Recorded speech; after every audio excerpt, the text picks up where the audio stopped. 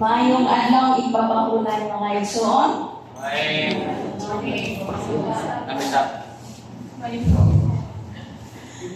Salamat sa Ginoo nga gitagaan kita matapong nga adlaw ipapahulan. Despite sa hadla ni bagyong Basyan. Salamat usab sa manindot nga awit nga di-offer sa atong pagtiging batanon nga si Ombre. Karon buntaga mga leksonan, atong hisgutan ang usa ka butang nga kasagaran nato madunggan sa simbahan. Apan usahay lisod sabton o buhaton.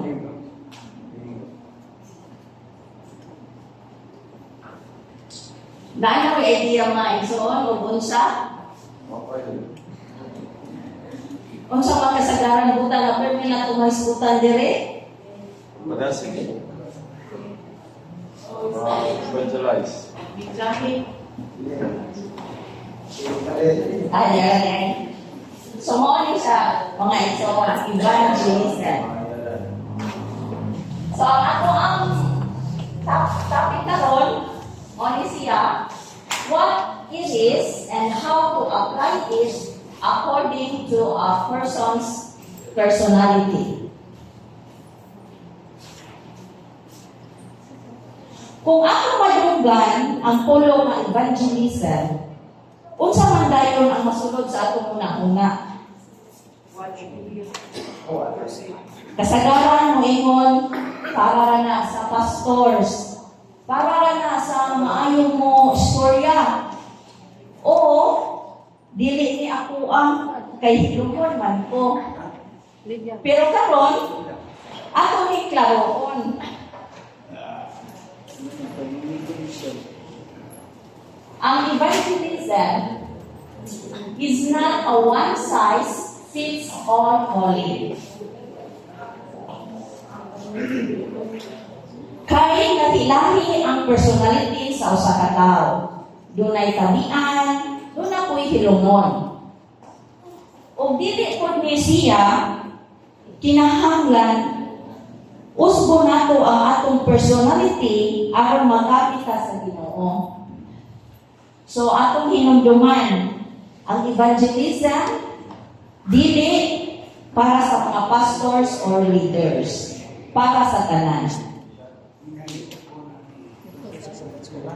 Sa dili pa nga hisgutan, kung unsaon pag-evangelize, importante nga klaron usa nato kung unsa gyud ang tinuod nga kahulugan sa evangelism. So, evangelism is sharing the good news of Jesus Christ through our words and our lives. So, dili lang di ay ni siya, mga igsoon, puro sermon. Dili lang sa di ay ni siya, puro crusade.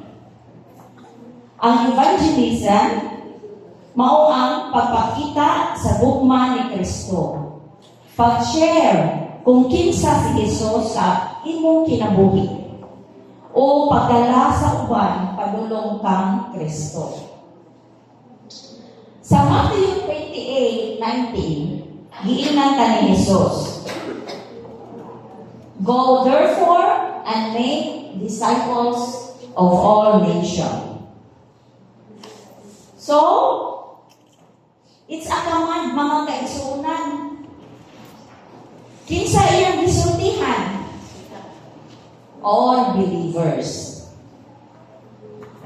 So karon klaro na nato kung unsa ang evangelism. Ang sunod nato nga pangutana mao kini. Why is evangelism difficult for many people?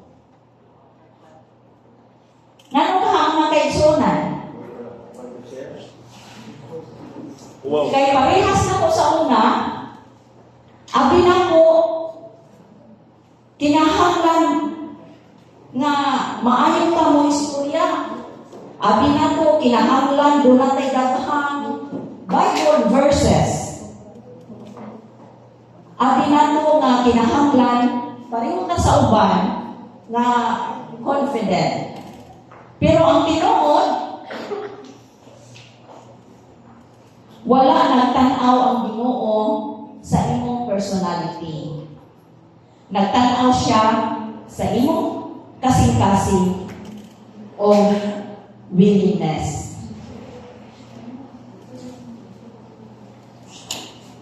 So, unsa ang paggamit sa atong personality sa pag-evangelize?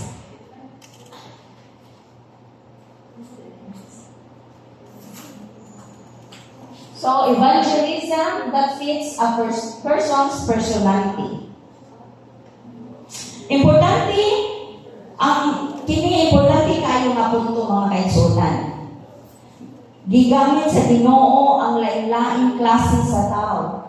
Dili usa ra ka klase. Atong iskutan karon kung unsaon pag-evangelize sa base sa personality sa matag usa.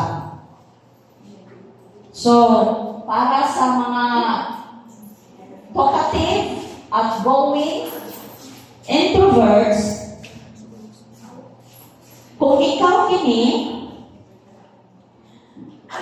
dali ra ka makakita og friends, ganahan ka mo share, confident mo approach ug tao, ang imong evangelism mahimong verbal. Pananglitan, pag-invite sa amigo sa church, pag-share sa testimony, sa unsay gibuhat sa Ginoo sa imong kinabuhi, o pag-lead o Bible study o small group. Pero, doon na po niya siya pahimangno nga kaigsunan. Ayaw kalinti ang listening skills. Ang evangelism, dili lang sigig tabi, kundi maminaw usab. So, sa mga hilumon or introvert nga mga personality,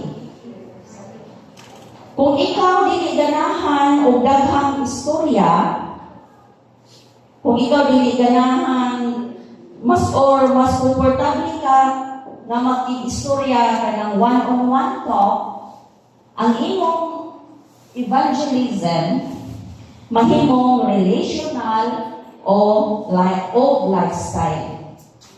Pananglitan, pagpakita o Christ-like character sa trabaho, sa eskwelahan o sa balay. Pag-ampo para sa usa ka tawo o ipahibalo nga giampo nimo siya. Pag-share sa faith sa usa ka higala, sa hilom o personal nga paagi. Pero na po ni siya, imamduman po ni nato na ang quiet life filled with love is a powerful message. So, sa mga introvert, mao ni ang ilahang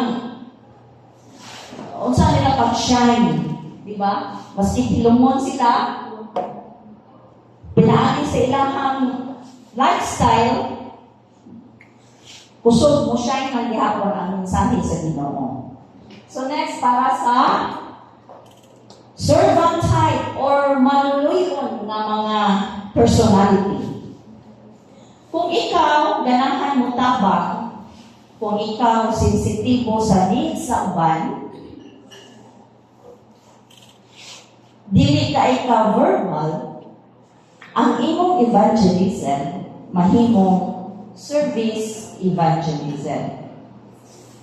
Pananglitan, pagtabang sa masakiton, paghatag og pagkaon sa nanginahanglan, pag-volunteer sa outreach o community service. Paghatod buha sa atong mga bag-o nga kaigsuonan at sa puo, di ba? Usa ni siya ka evangelism sa diay. So sa dihang mangutana ang mga tao, ngano buutan ka.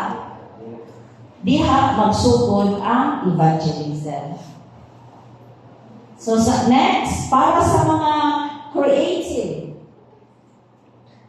Kung ikaw ganahan sa music, art, writing, social media, creative ka nga klase nga tao, ang imong evangelism, mahimong creative evangelism.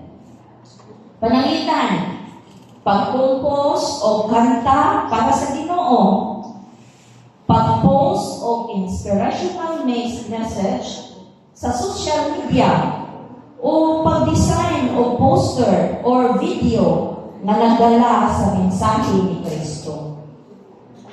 So, dili tanang tawgon sa pulpito, pero daghang tawgon sa platforms na ilang nahibalaan.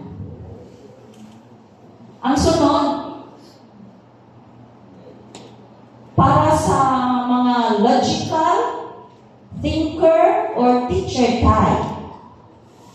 Kung ikaw ganahan o discussion, hilig ka Bible study, ganahan mo explain, ang imong evangelism, mahimong teaching evangelism.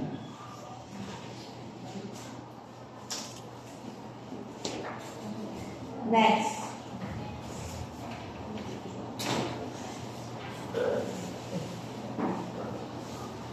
So, ang next na ito nga igsunan, dili evangelism kung dili na makita si Kristo.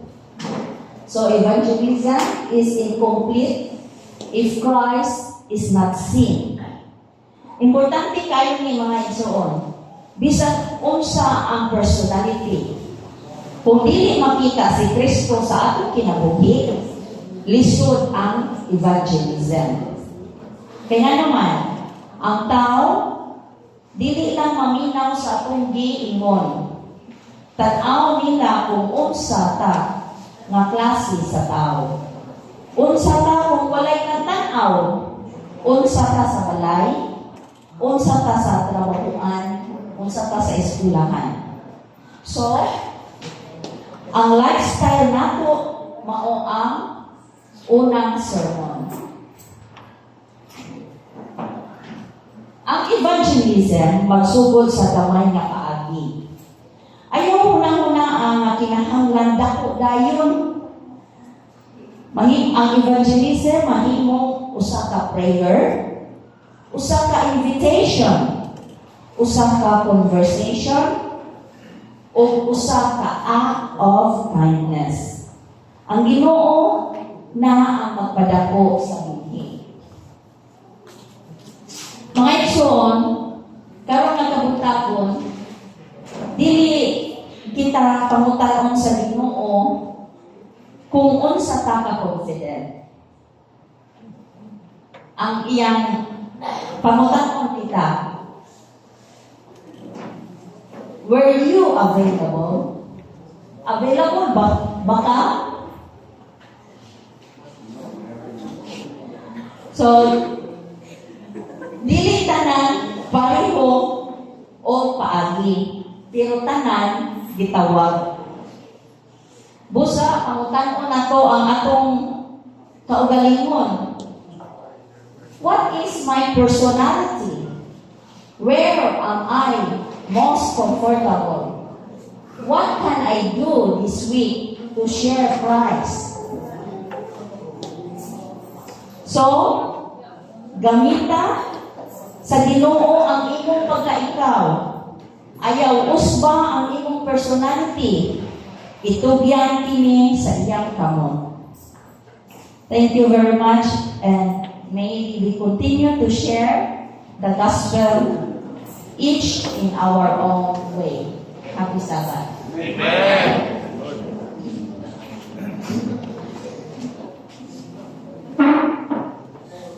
Right, so now let's proceed to our lesson study, which will be by Group Panet will be led by Sister Patricia Alonso. It's currently 9:30 a.m. Should be able to finish our lesson study by 10 a.m. so that we will still have time for our divine service. Thank you so much.